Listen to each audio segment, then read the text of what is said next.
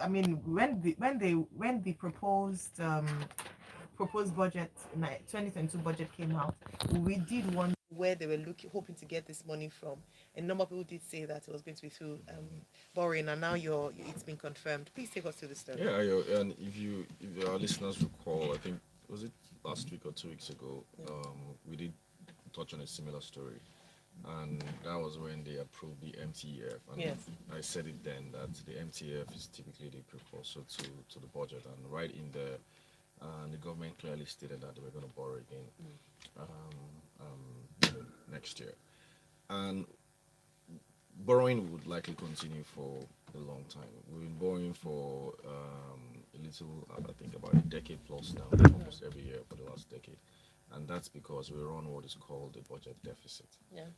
annually. So when you run the budget deficit annually, it means that your revenue is not just enough to meet your expenditure. And with rising inflation, with devaluation or depreciation or adjustment in naira, and several other things, it's only natural that expenses will go up. However, the government's ability to meet that up with revenue continues to dwindle on an annual basis. Yeah. So, apart from the recent rise in oil price, which is the highest in over 4 years or five or thereabout, we've seen oil revenue dwindle from Nigeria earning $80 billion or thereabout. We earned just under $40 billion in oil. I think that's what we did last year, and probably going to do the same thing this year. We used to do 1.9, 1.8 million barrels per day in oil. We're struggling to even hit the 1.4 million barrels per day quota that OPEC had given us. So borrowing continues. You're going to keep borrowing, and like you rightly said, and I've said several times, it all depends on what we use the borrowing for, right? And it appears a lot of the borrowing has gone to or goes to recurrent expenditure. Yes. We have seen an uptick in spending on capital expenditure, particularly with this government, more than any other. Nevertheless, they've also topped spending on recurrent expenditure. In fact, if you adjust the capital expenditure in dollar terms, it probably won't be that much different from previous previous government. But at least, let's just say we're spending naira. So yes, so that's really the reason why we're borrowing, and it's important for people to understand. Interesting fact here: our very first borrowing was, I think, in 1964. One article I read on Nairametrics, and guess how much that was? How much is it? $30 million, and that was for Kainji Dam, right? Yeah. Back then, and Yeah. since then, we've been borrowing, Progressively. right? Almost every other regime, Yeah. apart from maybe the Obasanjo time when we were repaying. Yeah. That was because at the time, a lot of the borrowing was expensive. Now, the difference again, Ayo, is a lot of our borrowing is also in naira. Most of our borrowing is in naira, right, compared to dollars. Now, the advantage that gives you is you don't need to, maybe constantly devalue and things to repay or be in the kind of mess that we found ourselves in before Obasanjo cleaned it up. And then worst case scenario, with borrowing naira, you can actually just print the currency and pay it. Yeah. I mean, that has consequences, of course, Yes. but I mean, that's usually the worst case. Now, but the flip side is the cost of borrowing in naira. So it's more expensive. You're seeing, yields in double digits. That's what the government pays because it's cheaper to borrow in foreign currency than in naira.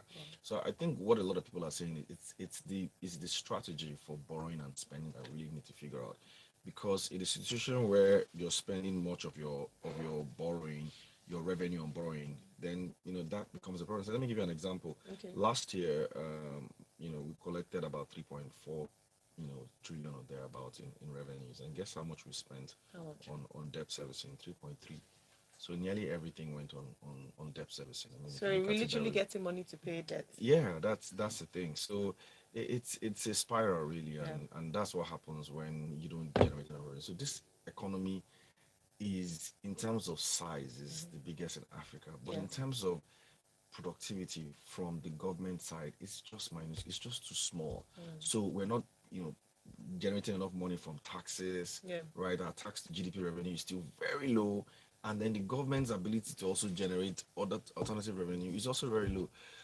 So what this means is you're going to see a lot more aggressive taxation.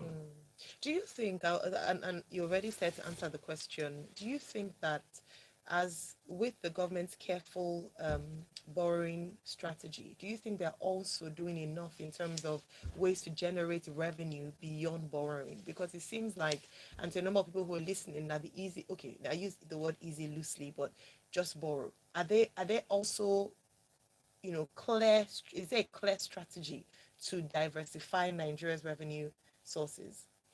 I think so. There have been several, even though it hasn't been very efficient. So, for example, they've known for some time what you need, to do to ensure that investments in the oil and gas sector is robust. Yes. But see how long it's taking us to pass PID, right? So in those cases or in those instances, you can say, look, they're not doing enough. But in other instances, yes, there's a lot of stuff that have been done. But the key thing is really taxes.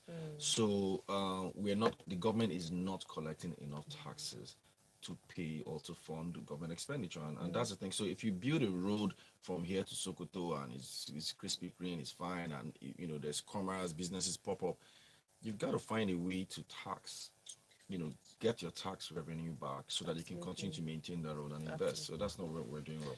All right, thank you very much. Shegun says if previous administrations had spent a high oil earnings on infrastructure, I'm not sure we would have needed to borrow this much.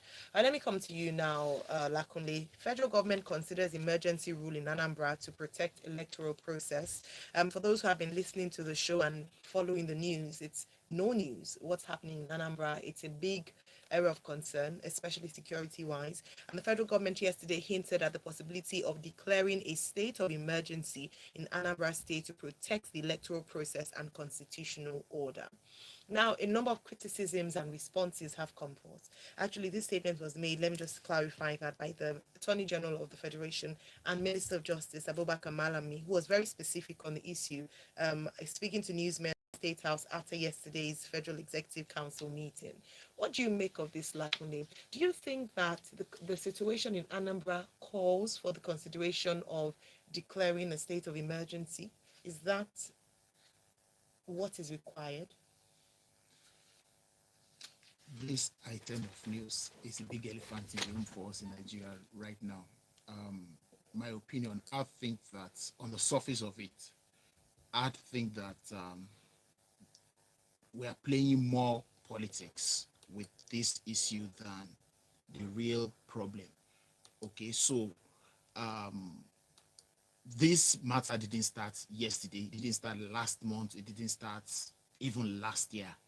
Why wait till a month to an election to want to go and use the extreme of all the solutions possible in solving the problem? We were here when this matter started as IPOP. We were here when they hoisted the flag.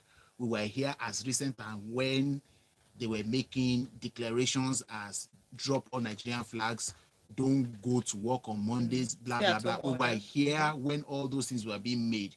What did we do? Everybody kept quiet. One, did the governors of the states do when all this was going on? Did they call for help as a designated chief security officer of the state? What did the good people of Anambra themselves do? I understand people obeyed those declarations not because they are sympathetic to this group, but because they fear for their lives. Okay, so now that supposed to hold on November, I think. Yes. So that's like 30 days from now. Then somebody wakes up and thinks that, okay, I will go to this wrestling match with a bazooka. And that's what we have here. Would you consider that though? Is it a wrestling match? That's no, I'm just using that as that, like, Okay. there are simpler solutions that we could have explored from the beginning. Okay, so in declaring a state of emergency, the constitution is very clear as to what needs to be done. The president doesn't need approval of anybody before he does it. All he needs is he doesn't need anything from anybody before he does it. All he needs is an approval after 2 days or 10 days, depending on whether the National Assembly is in session or not. Yeah. And it is his prerogative to decide when the emergency is over. Now, they will hang on the fact that the constitution states that if there's an internal aggression against that threatens the security of a state or any part of the country, The president has that power to do that, which is fine. But before we even go to that extremity, what had we done in solving this problem? The matters are simple. You will notice from that report, everybody has left the crux of the matter, Yeah. and we are now arguing about the legality of declaration of the state of emergency itself, or whether it was about election, or whether it's about this or that. But the real issue is that there is dissent. Like I always say, that when you drive dissent underground, the result is always more or more the outcome is more difficult to solve than the problem you're originally trying to solve. What does it cost the government of Nigeria, for example, to call these people to a table and say, what exactly do you want? How can we solve this? Even if we do the state of emergency, they do the election, all that, blah, blah, blah, blah, blah. This thing, there's no guarantee that this thing will stop. We'll have an election, a new governor will come. Yeah. This item will continue. Yes. Yeah. So that hasn't solved the problem. So for me, like I said at the beginning, it appears to me that the intention of this statement by the Attorney General is in with the election in focus. And like we know in politics in Nigeria, winner takes all. When I'm in power, I must be in control. That's a big statement you're making, because the Attorney General of the Federation and the Minister of Justice, who doubles as Minister of Justice, is meant to be impartial, upholding the rule of law, and ensuring fairness and justice. So for you to say that, or to imply that this might be a move to skew the Anambra elections in the favor of one party or the other, I mean, is that not a heavy statement? That's one. On the other hand, going back to, I want to read Ikechukwu's comment on YouTube. He says, state of emergency, that the strategy from day one, or that's the strategy from day one. APC wants to steal that mandate, and for them to succeed, state of emergency needs to be in place. IPOB was not responsible for some of the killings. I want to go up to the second part of the comment, which also comes up in statements, reports, that it's not, they're now saying that, is it IPOB that's really responsible for the killings? What would you say about comments like this? Are there justifications for people to suspect that it's not just the mastermind of IPOB? That's why that question would be